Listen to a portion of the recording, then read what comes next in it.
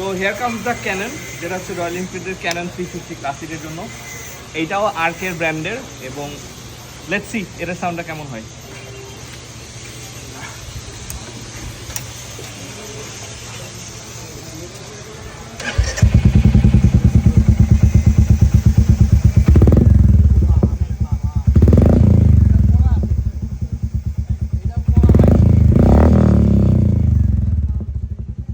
এবং এইটার সাউন্ড সবচেয়ে সুন্দর। যদি আপনারা জিজ্ঞেস করেন যে কোনটা বেস্ট, আমি বলবো এইটা।